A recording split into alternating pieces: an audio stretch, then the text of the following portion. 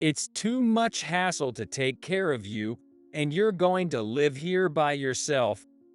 With those words, I sensed the door being shut behind me. Then, the sound of a lock clicking made me panic.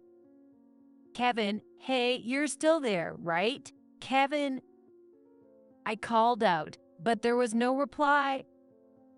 The silence that followed only increased my panic. Kevin, please answer. Oh no. I was in a wheelchair that I'm not used to yet. I accidentally tipped over and fell out of it. It hurts. How could this happen? I felt crushed by anxiety unless I spoke out. Where am I? Am I just going to die here alone? As I was overwhelmed by regret and sadness, tears began to flow. Laura, The sound of the door opening enveloped me in warmth. 3 days later, while she had the TV on, a feature about a particular store was playing. Hey, what is this all about? As I listened the TV, the door burst open and the voice of the person I despised most in the world filled the room. My name is Laura. I'm a 32-year-old housewife who works hard every day as a full-time employee of a major company. Since I was young, I've had a certain dream. I became completely enchanted by it when I saw it on TV as a child. Since then, I've studied hard to achieve that dream, and now I'm working diligently every day to save money for it. You're doing great, but don't push yourself too hard, okay? Thanks. But working towards my dream is really fun. I bet. I love seeing you so happy doing what you love. The person who fell in love with my determination was my husband, Kevin. He was a junior at my company, and our relationship started as a new employee and a supervisor of newcomers. Kevin was captivated by my efforts, asked about my dream, and started supporting me. Overwhelmed by his charms, we started dating and after a few years got married. Both of us worked at major companies, so it was feasible to allocate part of my salary to a dream fund without affecting our lifestyle. The dream that I'm pursuing, and I'm not alone in chasing it. Laura, how's it going on your end? Smoothly. How about you, Mary? Of course. I'm just a bit away from reaching our target amount. Mary is my best friend. We met in high school. Hey, don't you think we look alike? Really? Do we? Well, now that you mention it, our vibes might be similar, even if our eye colors aren't. It was such light-hearted conversations that brought us close, and we bonded deeply over sharing the same dream. Since then, we've been encouraging each other and working hard together to someday make our dream come true. Before I knew it, my dream had become our dream. My monthly joy is checking our dream fund account. The more the money accumulates, the more excited I get about us getting closer to our dream. However, when I checked it, I was stunned. About $5,000 have been withdrawn from our dream savings. The only people who know about this account are Kevin and Mary. Among them, only Kevin knows where the banking card is. I went straight home and confronted Kevin, who was lounging on the sofa. Hey, you withdrew my money from my dream savings without asking, didn't you? Yeah, I borrowed a bit. Borrowed? You know how hard I've been saving up for this. Gosh, you're so noisy. I'll pay it back soon. He seemed unapologetic, and I was so angry I could hardly think straight. Seriously, an old lady over 30 chasing dreams like a kid? Isn't that ridiculous? What? Lately, Kevin has been mocking my dreams like this. If you have the time to pursue such a dream, then make a contribution to the younger me. He always brings up age when he criticizes. But Kevin, you supported me, and that doesn't give you the right to just use my money. It's fine. Our money is shared between us as a married couple. There's some money in there that I've been saving up since before I got married. Where did you put my banking card? I managed to get the banking card back from Kevin. I need to hide this banking card somewhere he can't find it next time. Stop nagging. If there's that much, it's okay to use a little, isn't it? His metering was like a gong going off in my head. I'm paying for all the living expenses and rent. I don't want to hear complaints from someone who doesn't contribute a dime. Wait, There's a big difference in our salaries. I'm older and started working earlier, but I'm still at the top of my performance. On the other hand, Kevin's performance is so poor he's being outdone by juniors. that's because you were my supervisor. When was I your supervisor? Whose fault is it that someone hasn't tried to grow since then? You know, an old lady can't sell her youth, so of course, you have to work hard to make money. Lately, this is how quickly we start fighting. Until a few years ago, Kevin would say he was supporting me and to keep it up. But after I turned 30, he started calling me an old lady and frequently bringing up my age. If I ever talked back, Kevin would sulk and ignore me for a while, so I usually ended up apologizing to keep the peace. However, this time I was not in the mood to apologize. After our big fight, I called Mary. I'm sorry, Mary. We agreed to save up together, and then this happened. Well, that's Kevin's fault. Don't worry about it, Laura. I apologized again, feeling both grateful and guilty as Mary laughed it off. We were so close to our target amount, but because of Kevin, it felt further away than ever. I couldn't help but sigh, and Mary, hearing it over the phone, chuckled. Be careful, your happiness might slip away.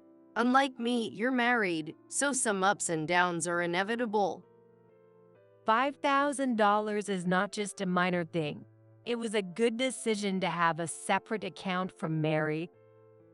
Yeah, really. We'll have to be careful with Kevin from now on. Absolutely. Then we went on to talk about trivial things.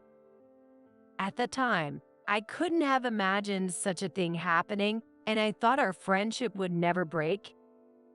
I was on my way to a sales appointment as usual. While I was crossing the street, a car ran a red light and came barreling towards me. Lost in thought, I noticed the car too late and felt a strong impact as my body was thrown. Lying there, unable to move from the pain, I could hear the noise around me and the sound of the car driving away, right before I lost consciousness. Laura, Mary. Laura, are you awake? Hang on, I'll call the doctor.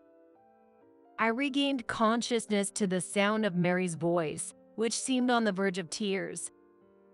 I thought I had opened my eyes, but everything was pitch black. I couldn't see anything. I could vaguely sense Mary moving around frantically. Not understanding what was happening and unable to move my legs, I was filled with anxiety. Then the doctor called by Mary explained to me. I know this is shocking, but please try to stay calm. Laura, your eyes were damaged in the accident. To put it bluntly, I had become blind from the accident, and I also lost the use of my legs. I now faced a future where I could see nothing and would be confined to a wheelchair for life. Why me? I was so close. I was plunged into the depths of despair. With my condition, I couldn't pursue the dream I had worked so hard for.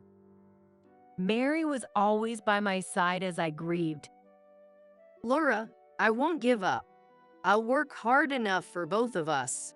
I'll make our dream come true and give it to you as a present. So don't give up. Honestly, I thought about just disappearing, but Mary kept encouraging me, and somehow I managed to rethink things. Laura, When Kevin heard I had regained consciousness, he rushed to the hospital to see me. During my hospital stay, he stayed by my side, attentive to my needs as a blind person, and listened to my fears, helping me distract myself a bit. I truly can't thank them enough. But that was only at the beginning. Mary stopped coming to visit me. With my current condition, I couldn't even contact Mary myself. What pushed me further was Kevin's attitude. Initially, Kevin was caring and talked a lot, but gradually he spoke less and visited less often. When he did come to the hospital room, he seemed to be busy on his smartphone. I could only hear the tapping sounds. Hey, Kevin, how's work going lately? it's none of your business. All I got back were curt responses. I was deeply hurt by his attitude, and above all, it was hard that Mary had stopped visiting. In fact, I had entrusted Mary with a banking card for our dream savings account, thinking it was a place Kevin couldn't reach. I don't want to think it, but did she stop coming because she got hold of that banking card? Maybe Kevin isn't really worried about me at all. I became increasingly despondent. Alone in my hospital room, I spent my days crying in solitude. After a while spent living like this in the hospital, I was about to be discharged and return home. It's okay. I'm here for you. Filled with anxiety, I chose to be discharged because Kevin had started being kind again. After getting into the car, I soon felt something was off. The hospital and our home are just a 10-minute drive apart. However, it was clear that we were traveling much longer than that. Kevin, where are we going? There's a place I want to stop by. But I wanted to go straight home, and it's daunting to go out when I can't see. Sensing my discomfort, Kevin spoke gently. The place I want to take you to is designed to be enjoyable even for those without sight. It's a diversion, and it's related to your dream, you know. My dream. The first person that came to mind was Mary. She said she would work hard for both of us, that she would achieve our dream and give it to me as a present. I hate to say this, Laura, but Mary betrayed you. What? Mary did? What do you mean? At Kevin's words, I asked again, my voice trembling. I could tell that my voice was shaking. Actually, after getting your banking card, Mary disappeared. I've been searching for her ever since. I'm sorry I've been so harsh in the hospital. I was frustrated because the search wasn't progressing. According to Kevin, his curt behavior was because he had been searching for Mary without telling me. The reason he was always on his smartphone was that he was gathering eyewitness accounts and contacting everyone he knew. At that moment, I couldn't believe Mary had betrayed me, and my thoughts froze. Normally, I might have noticed the oddities, but I couldn't then. But I finally found her. So, let's go confront her together. All right. And I nodded in agreement. Kevin continued driving the car for a while, heading somewhere. I wonder if it's okay to go this far. As my anxiety grew, the car stopped. We're here. With Kevin's help, I got out of the car and was wheeled into what felt like an indoor space. Hey, Kevin, where are we? There's no sign of anyone here. Of course not. This is an abandoned house. What? I could feel Kevin's presence and voice fading away. I tried to reach out for him, but couldn't grasp anything. Suddenly, fear overtook me. Kevin, where are you? Behind me, I could hear Kevin laughing. It's too much hassle to take care of you, and you're going to live here by yourself. With those words, I sensed the door being shut behind me. Then, the sound of a lock clicking made me panic. Kevin, hey, you're still there, right? Kevin? I called out, but there was no reply. The silence that followed only increased my panic. Kevin, please answer me. Oh no. I was in a wheelchair that I'm not used to yet. I accidentally tipped over and fell out of it. It hurts. How could this happen? I felt crushed by anxiety unless I spoke out. Where am I? Am I just going to die here alone? As I was overwhelmed by regret and sadness, tears began to flow. Laura, The sound of the door opening enveloped me in warmth. I'm sorry. I'm so sorry, Laura. Mary, is that you, Mary? I could feel the arms around me shaking and my right shoulder slowly getting damp. Is Mary crying as she hugs me? Why is she here? What's happening? It's going to be okay now. Any doubts I had were drowned out by Mary's firm voice. And then I was taken into Mary's care. 3 days later, while she had the TV on, a feature about a particular store was playing. As I listened, the door burst open and the voice of the person I despised most in the world filled the room. Hey, what is this all about? Oh dear, how dare you show your face? Laura, are you okay? Yes, of course. I have some things to say too. From his voice, it seemed Kevin was quite flustered. Mary and I greeted him. Why are you still alive? Obviously because I saved her. That day, Mary had gone ahead to the abandoned house and hidden nearby, waiting for us. When Kevin left, she came out and rescued me. Don't joke. You said you betrayed someone, right? I did betray someone, but it wasn't Laura. I betrayed you, Kevin. In fact, right after the accident, Kevin had approached Mary and pressed her for a relationship.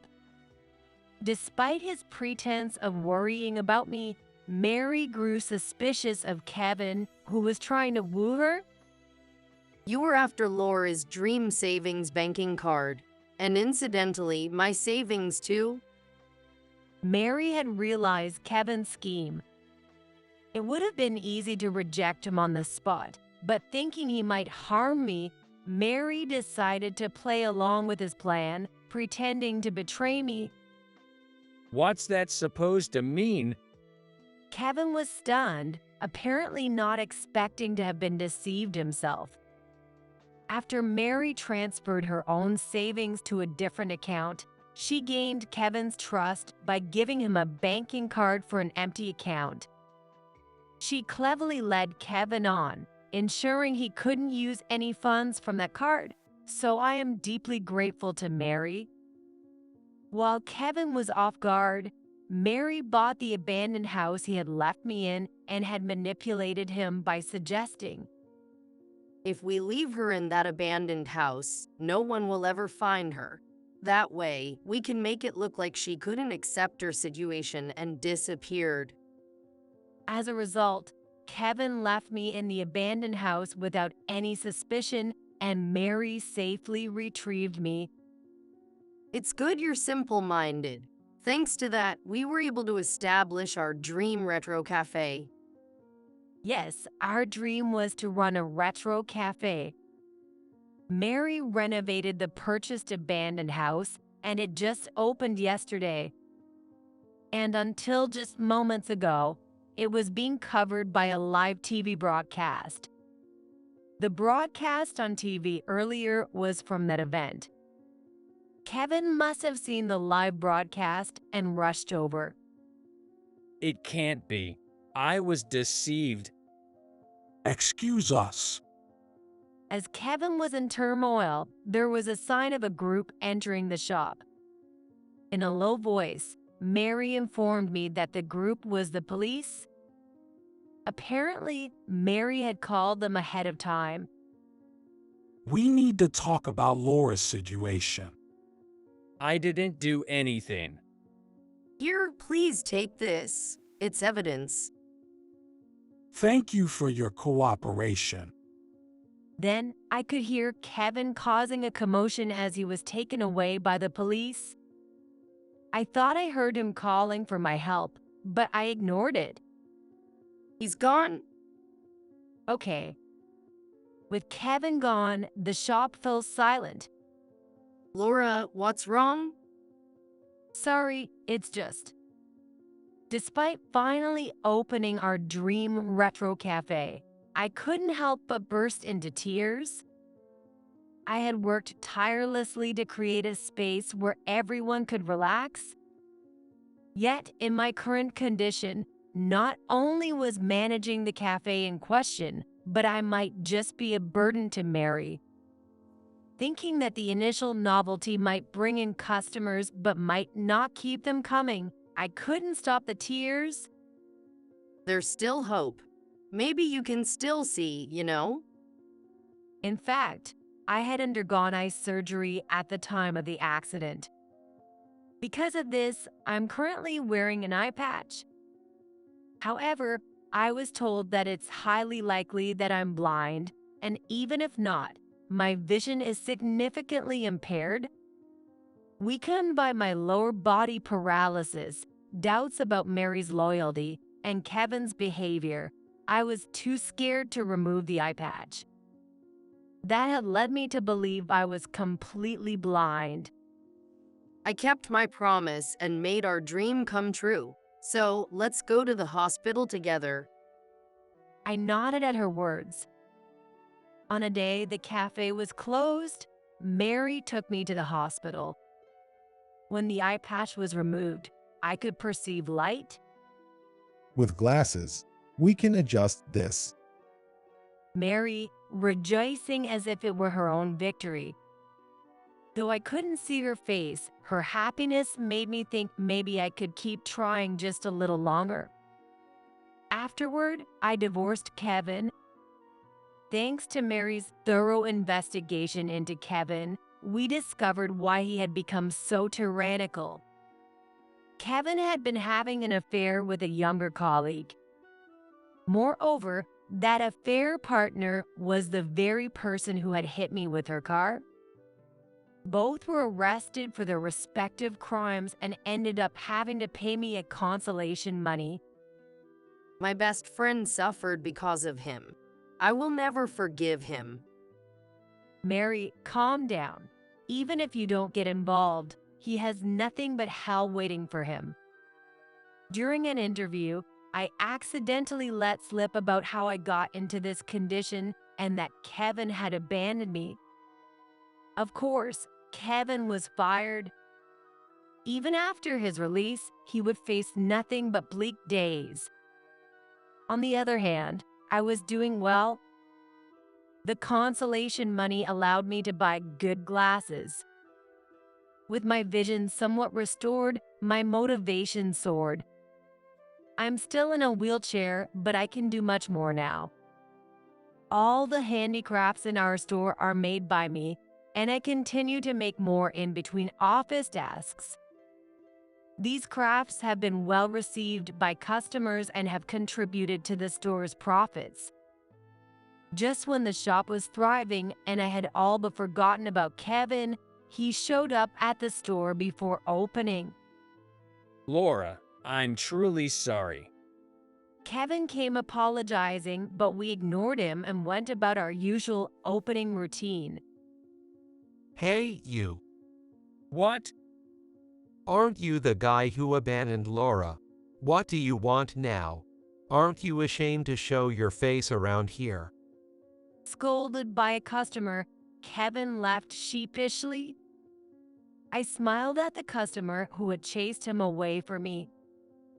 Thank you, David. Not at all. I'm glad I came early. He's a regular at the shop and was the cameraman during the live TV broadcast. He has continued to visit as a customer since the broadcast. I'm making drinks today too. Please make sure to order one. Really? I'm looking forward to it. You two are so obvious. I gave Mary a wry smile, sensing she had caught on to something. I'm truly glad I decided to go through with the interview back then. Now, we need to make sure he never appears before us again. Wait, I can refer you to a good lawyer. Thank you, please do. I don't want to waste any more time on Kevin.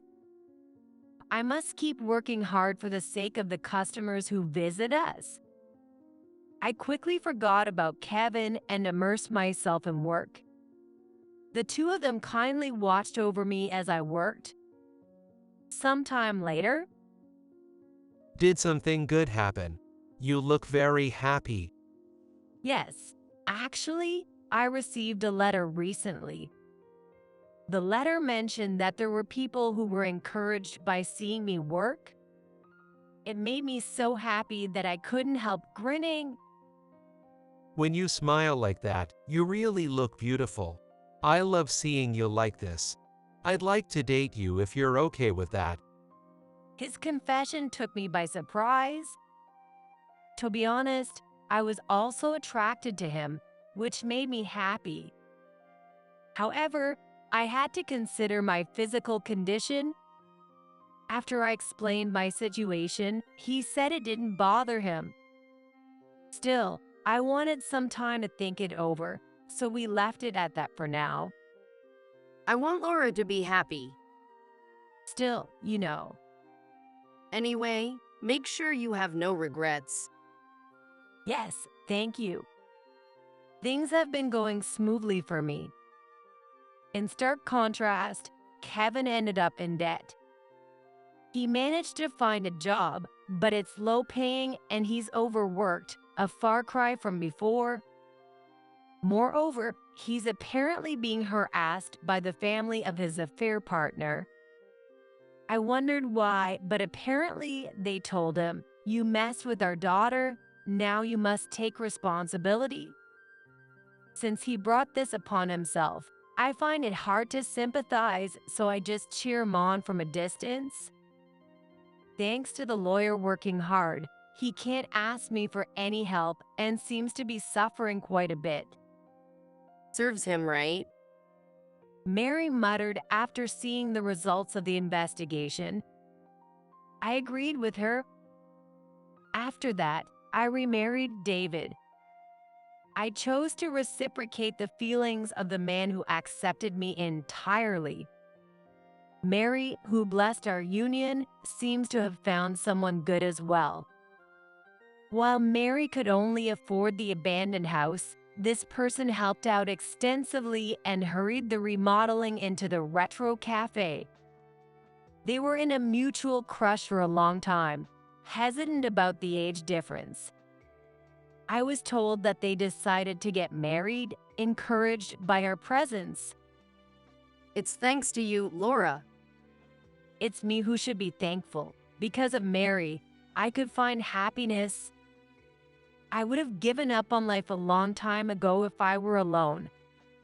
I'm truly grateful Mary was there for me. Will you keep supporting me? Of course. I finally got to repay you. I tilted my head at that remark. You helped me back in our school days. What? She seemed to have been isolated in middle school. I reached out to Laura when we entered high school. Since then, you have been good to me. You didn't mock my dreams but pursued them with me, which is why I could keep going. Hearing that, I felt like crying. I decided to cherish this bond moving forward.